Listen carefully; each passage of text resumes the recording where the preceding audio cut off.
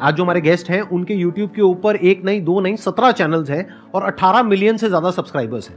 उनका इंग्लिश में भी है चैनल, हिंदी में भी है और लैंग्वेजेस में भी है। उनके चैनल का नाम है Josh Talks. Please give an energetic and warm welcome Supriya and Shobhit.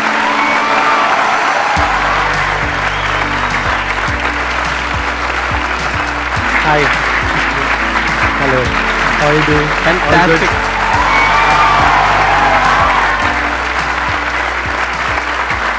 Please have a seat. कितने लोग हैं आप में से जिन्होंने जोश टॉक्स की वीडियोस देखी हैं? सबने देखी है, ऐसा कोई नहीं होगा जिसने नहीं देखी होगी। हाँ। लेकिन एक और इंटरेस्टिंग बात, कितने लोगों ने इनको आज से पहले देखा है? एक ने। तो आज आप देखने वाले हैं और समझने वाले हैं कि जोश टॉक्स के पीछे की जो टीम है, यानी कि जो फाउंडर्स हैं, उनकी क्या विजन थी कि जिस वजह से जोश टॉक्स इस लेवल पे पहुंच पाया जिस लेवल पे आज है। फर्स्ट ऑफ ऑल, जब 2014 में हम जोश टॉक शुरू कर रहे थे, आपका the biggest motivational seminar ever was the most inspiring thing on the internet. And कई बारी हमने उसको शायद 5-6 बारी देख रखा है तब भी, और उसी की वजह से कहीं ना कहीं जोश टॉक्स हमने स्टार्ट किया था। अरे वाह, क्या बात है।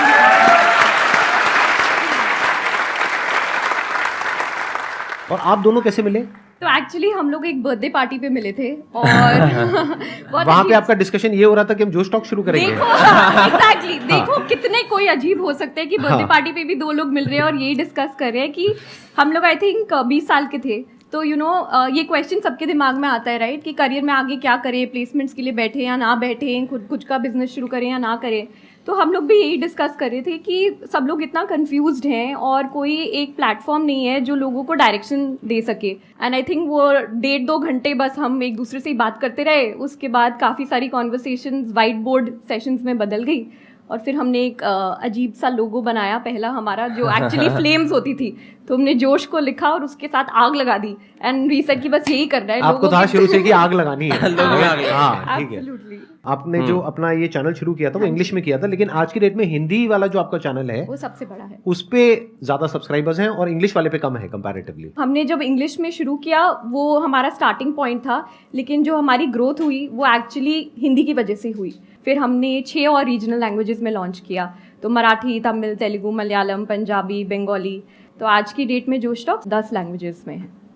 मुझे वो दिन याद है जो स्टार्टिंग वाले थे, इतना डर लगता था कि क्या कर रहे हैं, यूट्यूब चैनल बना रहे हो। और तब यूट्यूब बड़ा नहीं था जैसे आज है, तो किसी को समझ नहीं आ रहा। हम घर पे भी बात करो, बोल रहे तुम क्या कर रहे हो, मतलब ये क्या करने की कोशिश कर रहे हो। और जब स्पीकर्स को इनवाइट करना था तो बहुत ही फनी। तो हमारे फर्स्ट स्पीकर जिनको मैंने कोशिश की थी इनवाइट करने की, वो थे पापा सीजे, जो एक बहुत ही बड़े कॉमेडियन, स्टैंड अप कॉमेडियन है। तो सुप्रिया और मैं क्या करते थे, उनके सारे शोज देख के ना कहाँ पे शोज हो रहे हैं वहां चले जाते थे। अब टिकट लेने के पैसे तो थे नहीं, तो हम क्या करते थे, शो के बाहर वेट करते थे। तो हम 4-5 शोज गए। जो 5वें शो गए ना, वो हो रहा था साइबर हब में, और बाय चांस उस दिन उनका असिस्टेंट नहीं आया था। तो शो के बाद उनको अपना 1-2 बैग खुद उठा के लेके जाने पड़ रहे थे, और सुप्रिया में भाग के गए। हमने एक बैग पकड़ लिया और हमने बोला हम आपको गाड़ी तक ड्रॉप कर देते हैं, हम फैंस हैं। और वो 4 मिनट की वॉक में from the auditorium till dropping him to his car, we convinced him कि आप जोश टॉक्स में आके टॉप। क्या बात है।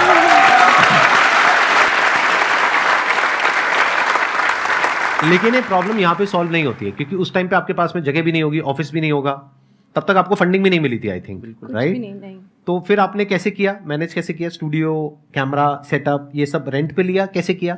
एक्चुअली मैं पहले इंडियन टीम के लिए साइकिलिंग करता था, तो मेरे पास एक साइकिल था जो प्रोफेशनल बाइक था, वो मैंने बेचा था। और सुप्रिया कुछ ट्यूशन लेती थी और क्लासेस लेती थी, तो उसने थोड़े बहुत पैसे बचाए हुए थे, तो हमने उसको जोड़ के पहला जोश टॉक्स ऑर्गेनाइज किया। कितने टाइम तक फंडिंग आपने अपनी जेब से लगाई थी? 1-2 इवेंट्स करने के बाद हम लोगों ने ना बार्टर स्पॉन्सर्स लेने शुरू कर दिए थे कि खाना कोई दे देगा, ऑडिटोरियम कोई दे देगा। बट 2020 में हमने एक्चुअली अपना पहला फंड रेज किया था इंस्टीट्यूशनल कैपिटल से। और आपने शुरू कब किया था? 15 में इनकॉर्पोरेट किया था। 2015 में आपने शुरू किया था। आपकी टीम कितनी बड़ी है? आई थिंक अब 200 लोगों के आसपास जोश टॉक्स में फुल टाइम बेसिस पे लोग, फुल टाइम बेसिस पे जोश टॉक्स के। बट मैं कहना चाहता हूँ कि जितनी जोश टॉक्स एक कंपनी है, उससे ज़्यादा जोश टॉक्स एक मिशन है। And the reason that we started was because वो एक मिशन बहुत ही स्ट्रांग था। इनफैक्ट जब उस पार्टी पे सुप्रिया और मैं, बर्थडे पार्टी पे सुप्रिया में मिले थे, जो हम 2 ऑब्सेस्ड पागल जैसे लोग थे जो साइड पे बस बातें कर रहे थे कि हम देश कैसे बदलें। मुझे एक यूज़र ने फ़ोन करके मुझे बोला कि जोश टॉक्स ने मेरी लाइफ में क्रांति की है, revolution, and that was the mission of जोश। सो जितना एक वैल्यूएशन या एक फंडरेज मायने रखता है कुछ बड़ा करने का, उतना ही आई थिंक मायने ये भी रखता है कि वो संस्था हमने बनाई ही क्यों, उसका पर्पस क्या है इस दुनिया में। जो पहला प्रोडक्ट था वो शायद जोश टॉक्स था, जहाँ पर लोग आके अपनी कहानियाँ सुनाते हैं। ऑलरेडी जोश टॉक्स का एक सेकंड प्रोडक्ट है जहाँ पर इंग्लिश एक बहुत इंपॉर्टेंट पार्ट बन गया हमारी लाइफ का, वो इंग्लिश है, और फ्यूचर में जाके और भी चीज़ें होंगी वो सारी। और यहाँ पे सपना ये है कि हम वो सारी चीज़ें बनाएं जो इवेंचुअली एक यूथ को जाके अपनी लाइफ में सपोर्ट कर पाए अपना पोटेंशियल अनलॉक करने के लिए। तो कहीं ना कहीं हम बोलते हैं कि जो इवेंचुअल ड्रीम है वो ये है कि 10 साल के बाद अगर एक सिक्योरिटी गार्ड का बेटा उसके फादर को बोले कि पापा मुझे लाइफ में कुछ करना है, तो all the security guard should need to tell his son is all you need is Josh, Josh in your heart and Josh on your mobile phone screen. Excellent.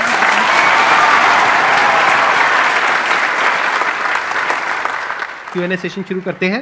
मेरा क्वेश्चन ये है कि जब आपने ये करना स्टार्ट किया तब आपके पास ऑब्वियसली काफ़ी सारी डिफ़िकल्टीज़ आई होंगी, फेल्यूर्स आए होंगे, तो आपने इस सब से कैसे डील किया? मैं इसको और थोड़ा एक्सटेंड कर देता हूँ क्वेश्चन को कि आपने अपनी पूरी जर्नी में जब तक आपने फंडिंग रेज नहीं करी थी तब तक सबसे बड़ी प्रॉब्लम कौन सी फेस करी? यानी क्या कोई ऐसा पॉइंट आया जब आपको लगा कि अब आगे नहीं हो पाएगा? आई थिंक आज भी वो पॉइंट्स आते हैं। तो ये ना बोलना कि सिर्फ पहले वाले दिनों में फेलियर होता है, आई थिंक हर रोज़ अगर आप एक बिजनेस चला रहे हैं रोज़ उतार चढ़ाव होते हैं और फेलियर तो बार बार ही आता है, बट वो फेलियर से डील करने की क्षमता बढ़ जाती है ओवर टाइम।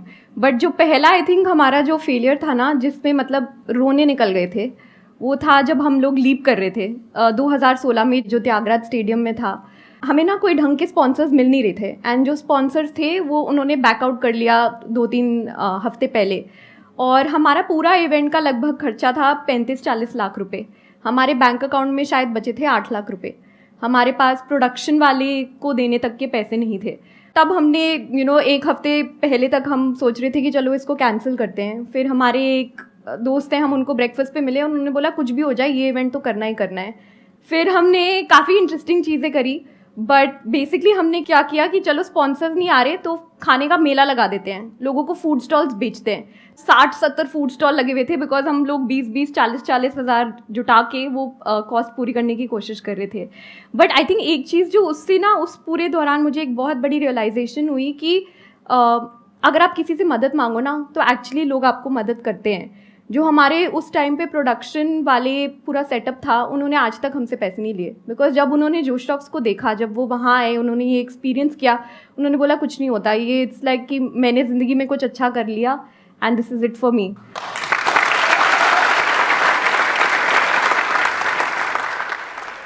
मैम मैं आप दोनों से यही चीज़ पूछना चाहता हूँ, लाइक इतने बड़े लेवल पे आप दोनों काम कर रहे हो, आप दोनों के बीच में कभी ना कभी क्लैश तो हुआ होगा, लाइक कभी ना कभी अभी हाथों में भी हुआ था क्लैश, लाइक फंडिंग यहाँ डालें, फंडिंग यहाँ डालें, या किसी और को बुलाएं, ऐसा कुछ? क्लैशेस तो हर को फाउंडर्स के बीच में होते हैं, क्लैशेस हर तरह की रिलेशनशिप में होते हैं, घर पे भी होते हैं, राइट। बट आई थिंक जब आपका पर्पस आपके उस क्लैश से ज़्यादा बड़ा हो, जब आपको पता है कि आप किसी मिशन पे काम कर रहे हैं, आपको अपना एंड गोल दिख रहा हो कि हम दोनों उसी रास्ते में चल रहे हैं, तो आई थिंक कि आप चीज़ों को रैशनलाइज करना शुरू कर देते हैं। एंड ऐसी काफ़ी सारी सिचुएशंस होती हैं जब हीटेड आर्ग्यूमेंट्स हो जाती है, फिर हम लोग ब्रेक ले देते हैं कि चलो ठीक है 30 मिनट बाद मिलेंगे, थोड़ा ठंडा होके। फिर ज़्यादातर ऐसा ही होता है कि हम लोग दोनों सेम चीज़ ही कह रहे होते हैं, बस वो दूसरे शब्द में कह रहे होते हैं, इसलिए वो लड़ाइयाँ शुरू हो जाती हैं। बट एक बार ये आप उसको थोड़ा ब्रेक डाउन करो, थोड़ा टाइम दो एक दूसरे को और बोलने की वो स्पेस क्रिएट करो, तो अपने आप ही प्रॉब्लम सॉल्व हो जाती है। आपकी सबसे लंबी लड़ाई कब तक चली है? मतलब कितने दिन तक चली है या कितने टाइम तक चली है? ऐसा कभी हुआ आई थिंक वो नियर बाय वाले ऑफिस में हुआ था ना एक बारी। क्या हुआ था? एक बारी लंबी चली थी। एक और ये मैंने देखा है, ये पता है, बड़ा मजेदार। आपको एक पॉइंट बताता हूँ, यहाँ पर अभी आपने एक चीज ऑब्जर्व करी होगी, लड़कों को याद नहीं रहता है। मुझे याद ही नहीं रहता। मेरी वाइफ मेरे को कहती है ना जब मतलब घर पे ऐसा कुछ भी कि भाई ये हुआ था इतने साल पहले, मैंने कहा क्या हुआ था? मेरा भी बिल्कुल यही एक्सप्रेशन होता है, क्या हुआ था? कुछ हुआ था क्या? लड़ाई हुई थी? अच्छा, और उसको एग्जैक्ट याद होता है उसको पूरा वर्ड टू वर्ड पूरी पिक्चर याद है, पूरा वो सारा बता देगी। उस टाइम पे आपने ये कलर के कपड़े पहने थे, ये आपने कहा था, ये फिर ये हुआ था, फिर ये हुआ था, फिर ये हुआ था। मैंने कहा अच्छा जी हुआ होगा, आप कह रहे हो तो सही होगा। हाँ, एनी हाउ आप लोगों ने ऐसे भी कुछ किया होगा कि अपना काम डिवाइड कर रखा होगा, अपना अपना डिपार्टमेंट अलग अलग डिवाइड किया होगा ताकि कॉन्फ्लिक्ट होने के चांसेस ही कम हो। ऐसा कुछ किया है आप लोगों ने, या एक ही डिपार्टमेंट को आप दोनों हैंडल करते हैं? हमने ये काफ़ी कोशिश की है कि जो भी हम चला रहे हैं वो सिर्फ हम दोनों पे डिपेंडेंट ना रहे। तो हमारे 6 से 7 कोर टीम मेंबर्स हैं जो डिफरेंट डिपार्टमेंट्स या टीम्स को हैंडल करते हैं। और फिर शोभित और मेरा रोल भी काफ़ी डिवाइडेड है। जैसे मैं बिजनेस को देखती हूँ और फंड रेजिंग, इन्वेस्टर्स एट्सेट्रा, और शोभित प्रोडक्ट संभालता है। ऑल्सो जोश जैसे स्ट्रक्चर वो ये है कि हम 6-7 लोग हैं जो ब्रॉडली जोश टॉक्स को चलाते हैं, और फाइट्स हम सबके बीच में होती है। लाइक हमारी टीम में हर्षदेव, मितुल, शीनब, दर्पण, हम सब लोग हैं जो हर क्वार्टर मिलते हैं और चलाते हैं। और कई बार क्या होता है कि हर्ष का ओपिनियन मेरे से बहुत स्ट्रांग है, तो हमने ये डिसाइड किया है, हमारी कंपनी में रूल ये है, जिसका भी सबसे स्ट्रांगेस्ट ओपिनियन है वो जीत रहा है। क्योंकि उस रूम में जो 7 लोग हैं, हम 100% एक दूसरे को ट्रस्ट करते हैं कि we are here to unlock human potential. अगर एक देव का व्यू बहुत स्ट्रांग है कि नहीं शोभित यही करेंगे हम, फिर हम वही करेंगे। डजंट मैटर कि सुप्रिया क्या सोचती है या शोभित क्या सोचता है या हर्ष क्या सोचता है। तो the strongest opinion wins. That's the rule we have created and we get over it. आप दोनों की अपनी जोश टॉक है, इन द सेंस कि मतलब आपने कभी खुद कोई टॉक कंडक्ट करी है अपने प्लेटफॉर्म पे? नहीं, तो अभी आपको तक तो घर का है, क्यों नहीं करते? मतलब घर की खेती है। मेरा होता मैं तो कभी नहीं छोड़ता मैं तो हर टॉक से पहले 5 मिनट के लिए आ जाता। चलो डन, फिर आज हम संदीप सर से प्लीज प्रॉमिस करवा रहे हैं कि सर आके जोश टॉक देंगे।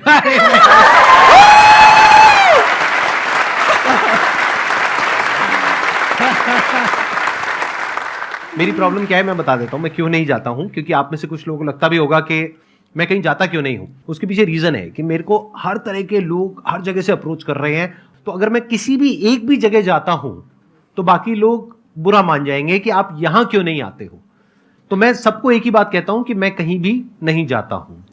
तो अगर मैं कहीं भी गया तो मैं गया। मेरा क्वेश्चन आपसे ये है कि मैं खुद सोशल मीडिया मार्केटिंग फील्ड में हूँ, एंड आप लोगों को जिस तरीके से इन्फ्लुएंसर्स को रीच आउट करना होता है, इट्स नॉट इजी। जब शुरुआती फेज रहा होगा तब इजी नहीं रहा होगा, बहुत ही मुश्किल रहा होगा, आप बहुत पीछे भी पड़े रहे होंगे जिस तरीके से अभी आप बता रहे हो। लेकिन एंड तक उस चीज़ को, डिटर्मिनेशन को आपने किस तरीके से मेंटेन किया? आई थिंक ये एक्सेप्ट करना चाहिए कि किसी भी चीज़ को करने के लिए हार्डवर्क, मतलब मेहनत तो लगेगी, राइट। तो ऐसा नहीं है कि पहले हमारे लिए डिफिकल्ट था और आज आसान है, सब लोग आ रहे हैं जोश टॉक्स पे और बहुत इजी हो गया है। पर्सनली जो हमने तब करी थी और जो हम करते आ रहे हैं फॉर इन्विटेशंस और लोगों को लाने के लिए, स्पेशली बिकॉज आपका ये फील्ड है, इसकी आप उन पे ना अटके रहिए, उनके नेटवर्क को मैप करिए। ठीक है कि अगर, चलो मैं संदीप जी का एग्जाम्पल देती हूँ, बट अब हमको पता है संदीप जी की वाइफ कौन है, राइट, वो क्या करती हैं, वो कहाँ काम करती हैं, क्या हम उनको रीच आउट कर सकते हैं कि प्लीज जब आप घर पे डिनर खा रहे होगे तो एक बारी बोल देना उनको जोश टॉक्स दे दे। बट ऐसे ही कर करके even from a professional space, अगर आप किसी फेमस सेलिब्रिटी को इनवाइट करना चाहते हैं तो आप उनका पूरा नेटवर्क को मैप करिए और देखिए कौन आपको एक वार्म इंट्रोडक्शन दे सकता है। And the second thing is कि मैं तो बहुत बड़ी बिलीवर हूँ लिंक्डइन और कोल्ड ईमेल्स में। अगर आप बहुत शिद्दत से एक मेल लिखोगे ना जिसमें आप अपनी कहानी लिखोगे और बोलोगे कि मुझे हेल्प की ज़रूरत है, तो सब हेल्प करेंगे। तो आप बस मतलब जुटे रहिए, लिखते रहिए, लोगों को पहुंचते रहिए, और हेल्प चाहिए होगी तो मुझे ईमेल कर देना, मैं भी हेल्प कर दूंगी।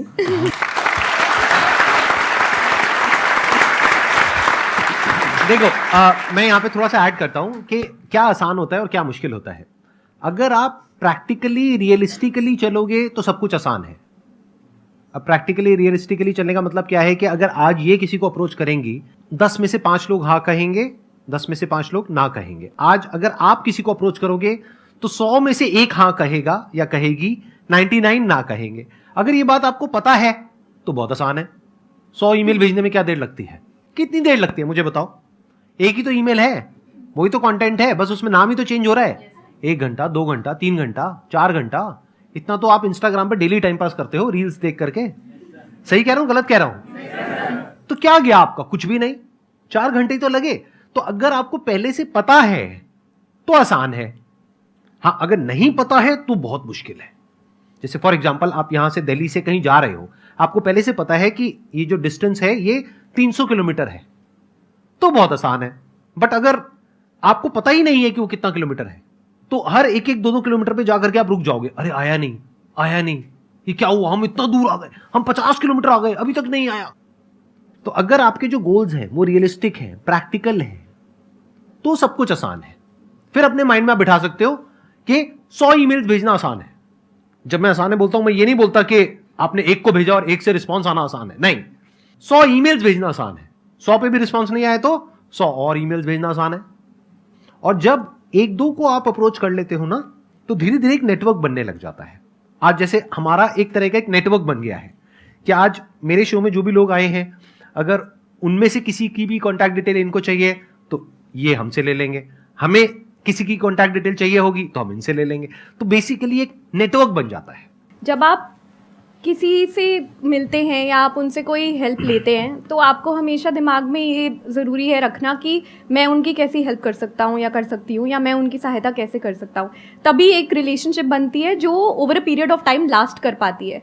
ये नहीं है, क्या होता है ना, कभी कभी लाइक अभी काफ़ी लोग हम लोगों को भी मेल लिखते हैं, वो हमेशा होता है कि वो बस बिना किसी ऑब्जेक्टिव की हेल्प मांग रहे हैं या बिना किसी ऑब्जेक्टिव की चीज़ें मांगी जा रही हैं, तो उससे काम नहीं चलता। आप थोड़ा लाइक एक वेल डिफाइंड क्वेश्चन पूछो तो लोग आपको आंसर करेंगे। और हमेशा ये दिमाग में रखो कि इस रिलेशनशिप में मैं क्या वैल्यू ऐड कर सकती हूँ, इसको मैं क्या कैसे ग्रो कर सकती हूँ। Because at the end of the day everyone is just about relationships. जितना आप रिलेशनशिप को ग्रो करोगे उतनी ही सबकी तरक्की होगी। मैम मेरा क्वेश्चन आपसे है, तो मैंने खुद का अपना इंस्टीट्यूट स्टार्ट किया है अभी। स्टार्टअप में मेरा बिजनेस पार्टनर, मेरा जो पार्टनर है वो मेरा ब्रदर ही है। बट एक्चुअली होता क्या है कि सब जैसे आसपास के जो लोग होते हैं वो देखकर ये कहते हैं ये तो बहुत छोटी है, हाइट में छोटी है, ये वो मतलब बहुत कुछ ऐसा होता है, सुनने को मिलता है। बट ये कुछ नहीं है, तो बहुत ज़्यादा ना डिप्रेस मतलब ऐसा होता है कि कई बार हम सोचते हैं कि नहीं इसको बंद कर देना चाहिए। इस फियर को हम ख़त्म कैसे करें, ये मैं जानना चाहती हूँ। मैं यहाँ पे आपका पॉइंट एड्रेस कर रहा हूँ कि आप हाइट में छोटे हो, ये है वो है। तो हम ना एक मीटिंग में गए थे और ये फेसबुक के ऑफिस में मीटिंग थी। व्हाट्सएप के सीईओ इंडिया आए थे और उन्होंने कुछ इनवाइट किए थे कुछ लोगों को जो अच्छा चला रहे हैं, व्हाट्सएप फेसबुक अच्छे से यूज़ कर रहे हैं। तो वहाँ पे बहुत सारे लोग थे फैंसी कपड़ों में, ये सारा कुछ। और वहाँ पे सुप्रिया मैं भी गए और मैं साइड में बैठा था। मेरे को डर लग रहा था, इतने बड़े बड़े लोग हैं कमरे में। सब लोगों ने को कुछ बताना था थैंक यू करने के लिए व्हाट्सएप के बारे में या उनको बताना कैसे यूज़ कर रहे हैं। सब ने बोला। और फिर एक बारी ना सुप्रिया की टर्न आई बोलने के लिए। सुप्रिया ने शायद 1.5 मिनट के लिए बोला सिर्फ, बट उस बात में इतनी डेप्थ थी, इलोक्वेंस थी कि उस व्हाट्सएप से ने फिर इनवाइट किया सुप्रिया को मिलने के लिए। तो अगर आप में डेप्थ है ना, आप किसी की टेंशन मत करो, आप अपने आप पे फोकस करो, अपनी डेप्थ बनाओ और अपने आप को कॉन्फिडेंस करो कि आप कर सकते हो। जब टाइम आएगा ना दुनिया देखेगी। आप कोई भी काम करेंगे ना तो क्रिटिसिज्म तो आपको मिलेगी। लोग बोलते हैं छोटे हैं, मैंने आज 4.5 इंच की हील्स पहनी हुई है। अगर उनको यही दिखाना है कि हाइट पे मैच करने से मतलब आपका जोश मैच हो जाएगा तो हम वो भी कर लेंगे। तो आप हमेशा अगर कोई आपको क्रिटिसाइज कर रहा है ना, उसको आप फेस वैल्यू पे लो। उनके अंदर की इनसिक्योरिटीज़ हैं जो वो आप में कमी निकालने की कोशिश कर रहे हैं, और ये हमेशा होता है। अभी तो आपने अपना बिजनेस शुरू करा है, जब आप इन्वेस्टर से पैसे मांगने जाओगे एज अ फीमेल तब भी आपको प्रॉब्लम होगी। फिर आपके पेरेंट्स बोलेंगे आप शादी कर लो, शादी के बाद बोलेंगे बच्चा कर लो। तो हमेशा ये प्रॉब्लम्स तो अब बढ़ने वाली हैं, तो इसको एक्सेप्ट कर लेते हैं और बस आप जुटे रहो। किसी भी बिजनेस को सक्सेसफुल होने में 7 से 8 साल लगते हैं ताकि वो सस्टेनेबल हो। अपने आप में बस बिलीफ रखना है। अगर आपको सेल्फ डाउट हो जाएगा ना तो आप आगे नहीं बढ़ पाओगे। बस जुटे रहो एंड मतलब सब कुछ आसान है।